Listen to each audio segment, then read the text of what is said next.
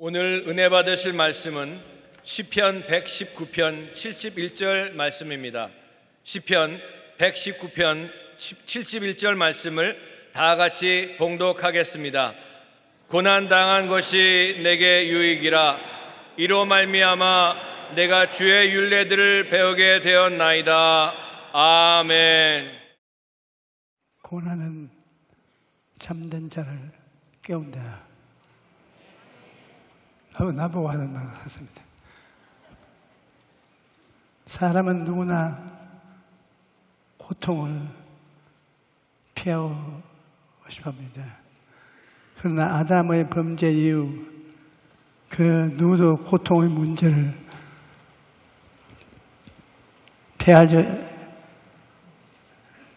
피하여 갈 수가 없습니다. 그렇다면 왜 인생이 고난으로 가도록 하였습니까? 고통의 근본적인 원인이 있습니다. 고통의 원인은 죄입니다. 하나님께서 선악을 알게 하는 나무의 열매는 먹지 말라. 내가 먹는 날에는 반드시 죽으리라. 그렇게 경고하셨었는데 아담과 하와가 사탄의 꾀임에 빠져 하나님의 명령을 어김으로 모든 인생이 가시와 은거키로 가득하게 된 것입니다. 왜냐하면 아담과 하와 인류의 조상이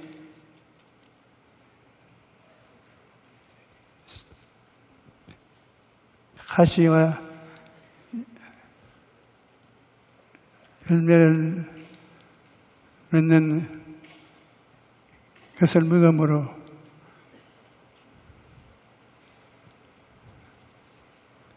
이런 고통이 다가오게 된 것입니다. 아담과 하와를 미혹했던 사탄은 오늘날에도 여전히 같은 죄로 사람들을 미혹하고 있습니다. 창세기 3장 6절을 보면 여자가 그 나무를 본즉 먹음직도 하고 보암직도 하고 지혜롭게 할 만큼 탐스럽기도 한지라 나무인지라 여자가 그 열매를 따먹었다 기록되어 있습니다. 먹음직하고 보암직하고 지혜롭게 할 만큼 탐스럽다는 것은 육신의 정욕, 안목의 정욕, 이생의 자랑이 근본적으로 같다는 것입니다. 왜 하나님께서 선악과에 대한 관심을 그렇게 가지고 있느냐? 아담과 하와가 선악과를 따먹고 하나님과 같은 지혜와 총명을 하게 되면 하나님과 시합을 하게 되는 것입니다. 하나님은 좋다 하면 아담은 안 좋습니다. 하와가 참 이쁘다. 하나님은 이쁘지 않다. 이런 경쟁이 생기게 됩니다. 그러면 하늘나라는 두 쪽, 세 쪽이 되고 맙니다. 그렇기 때문에 절대로 결코 선악과를 따먹고 하나님과 같은 지혜를 가지고 경쟁하며 우주가 존재할 수는 없는 것입니다. 그렇기 때문에 하나님이 되시려면 이 선악과를 따먹지 말아야 되는데 사탄은 하나님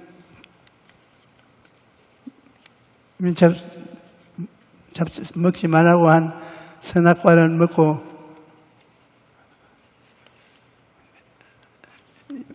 인생을 망치려고 하는 것입니다. 계속되는 사탄의 미혹이 이 세상에 계속합니다. 요한 1서 2장 16절은 이것을 분명히 말해줍니다. 이는 세상에 있는 모든 것이 육신의 정욕과 안목의 정욕과 이생의 자랑이라는 것입니다. 아버지께로 나온 것이 아니요 세상으로부터 온 것으로 말하고 있는 것입니다. 사탄은 오늘날에도 이러한 죄를 통해 사람들을 미혹하고 있습니다. 고난의 원인은 정욕에 따라서 있습니다. 육신의 정욕이 있기 때문에 이 세상에 육신의 정욕이 사람들을 미용하고 있습니다. 모든 정욕이 인간을 당략하고 있는 것입니다.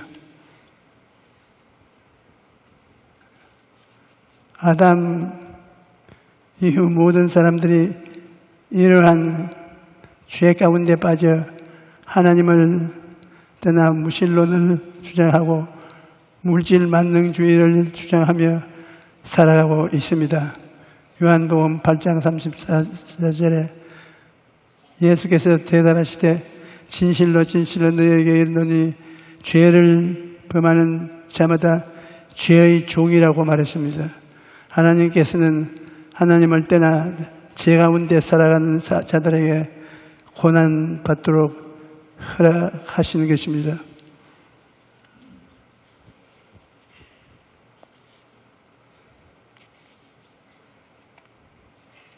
아담 이후 모든 사람들이 이러한 죄를 가운데 빠져 하나님을 떠나 무신론을 주장하고 물질 만능주의를 주장하며 살아가고 있는 것입니다.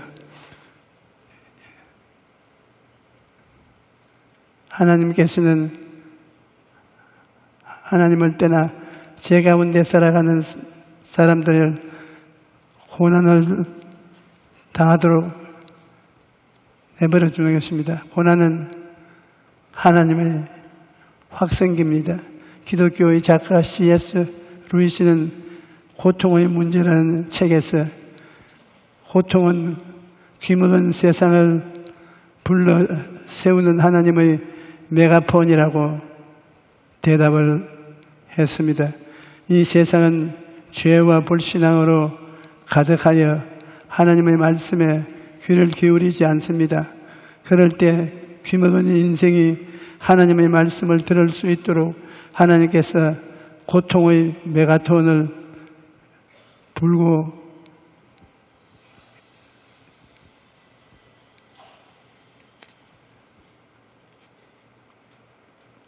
고통을 당하도록 허락해 준 것입니다.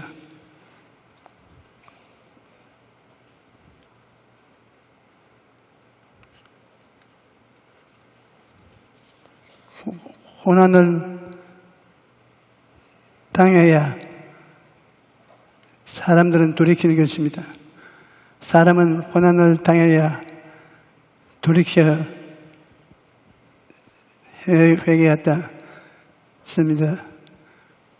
성경에 보면 두 아들을 가진 아버지가 아들 둘째가 달라는 재산을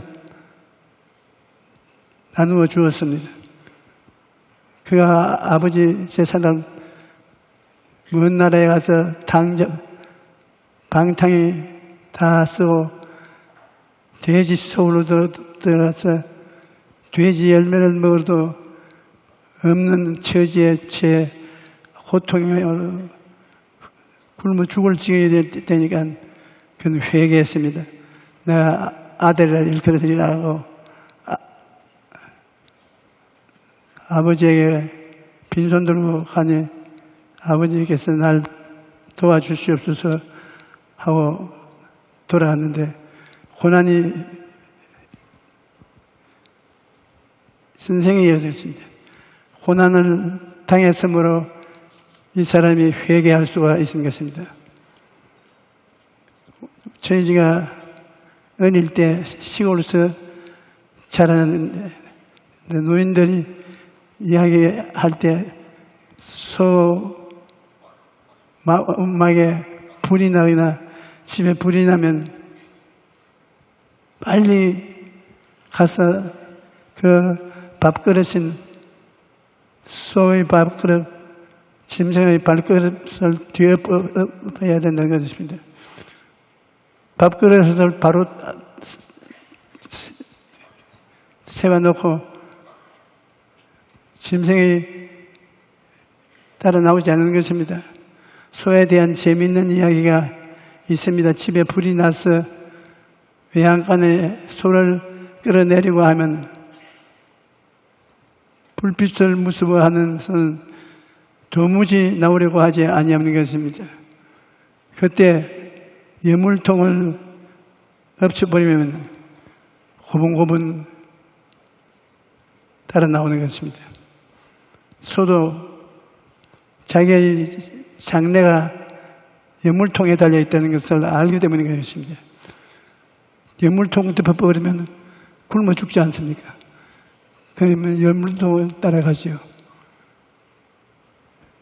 우리 사람들도 그렇습니다. 사람들도 어려움을 당하면 어려움을 당한 그것을 따라서 나갑니다.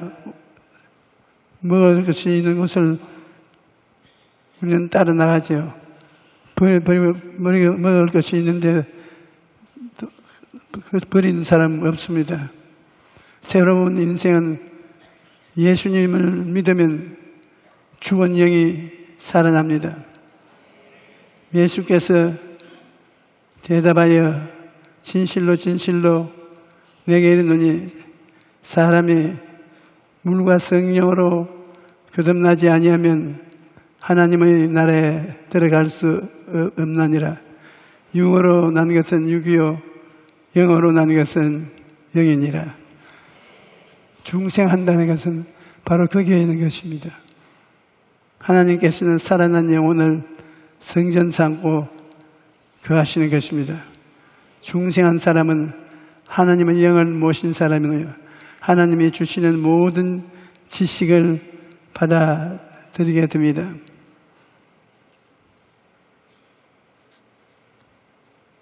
새로운 인생으로 변화되어 영적인 인생을 살게 되는 우리들은 새로운 인생, 즉 중생 거듭난 삶을 갖게 된 사람으로 영도 살고 혼도 살고 몸도 살아서 우리 주 예수 그리스도와 보혜사 성령을 따라서 나갈 것입니다. 그러므로 이제 그리스도 예수 안에 있는 자에게는 결코 정죄함이 없나니 이는 그리스도 예수 안에 있는 생명의 성령의 법이 죄와 사망의 법에서 너를 해방하였음이라. 유신론적인 삶을 주장하며 성령으로 중생하여 천국 진리를 믿고 받아들이는 것입니다.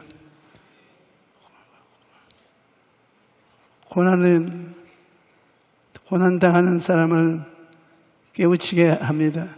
인생의 수많은 고난을 통해 하나님의 인생길을 따라 회개 기도를 하게 됩니다.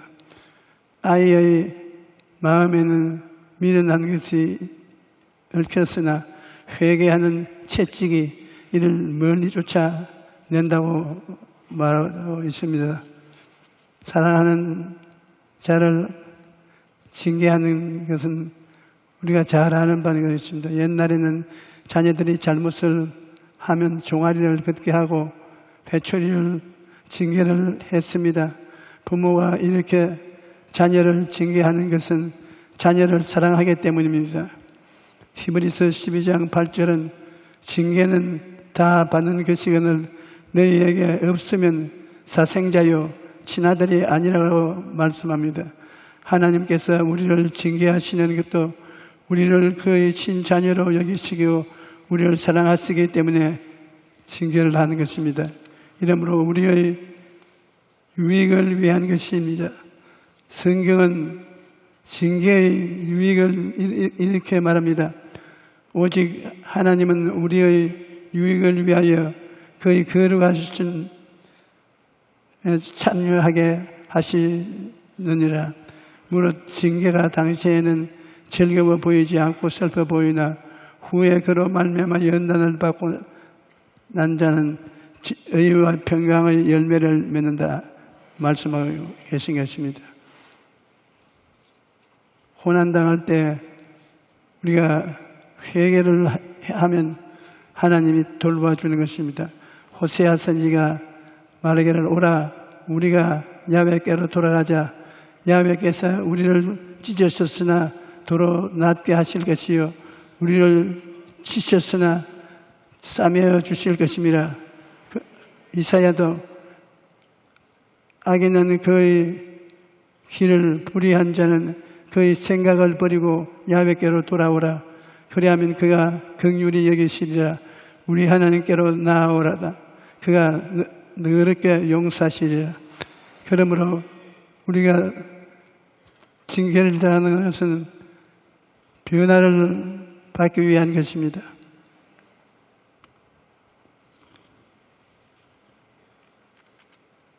하나님께로 돌아간다는 것은 회개를 한다는 말인 것입니다. 개인이든 국가든 잘못된 길을 가다가 고난을 만났을 때는 즉시 회개하고 하나님께 돌아가야 합니다. 그래야 하나님께서 그를 고치고 치료해 주시기 때문인 것입니다. 거듭난 사람은 고난 속에서도 성령의 역사하심으로 변화가 되는 것입니다. 이 세상에 도자기를 만드는 과정을 보면 먼저 흙으로 그릇을 만들고 그리고 나서 뜨거운 불에 넣어 굽습니다. 그리하면 거친 그릇이 매끈하고 아름다운 도자기가 되는 것입니다. 사람도 고난을 통할 때 더 아름다운 그릇으로 변화되는 것입니다. 이 사실을 깨달았던 욥은 이렇게 고백을 합니다. 나의 가는 길을 오직 그가 아시나니 그가 나를 단련하신 후에 내가 정금같이 되어 나온다.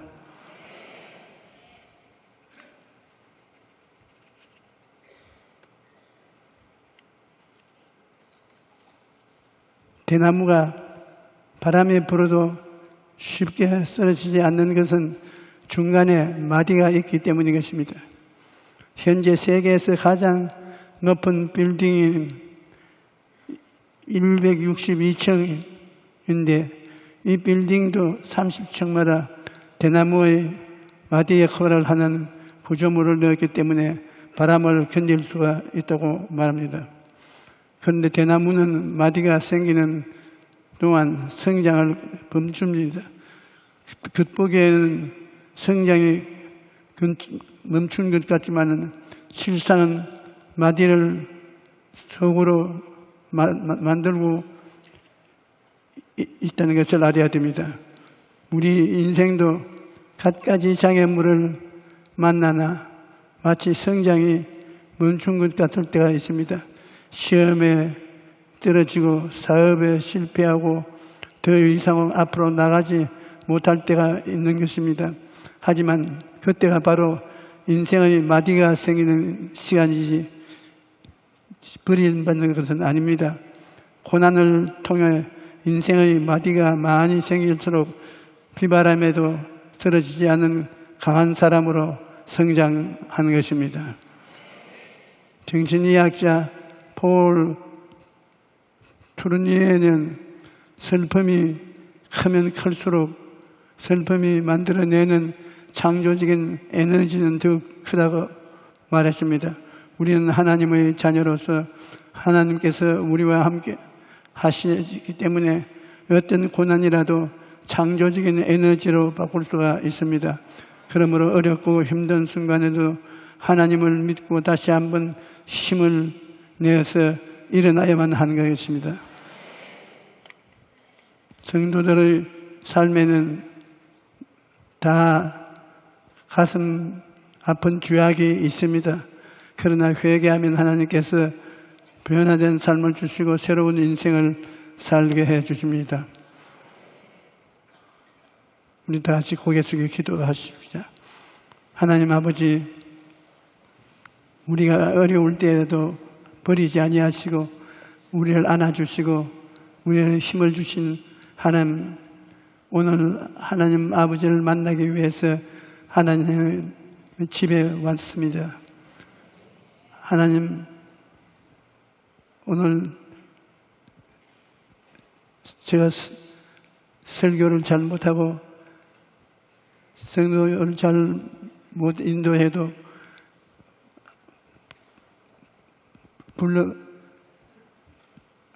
불쌍하게 있는 게 주심을 감사합니다. 하나님 아버지시여, 이제 성찬에 들어가겠으니 우리가 이 성찬을 통해서 예수 그리스도 속에 들어가고 예수 그리스도가 우리 속에 들어와서 위대한 하나님의 은총을 의지하여 살게 도와주시옵기를 간절히 기도합니다.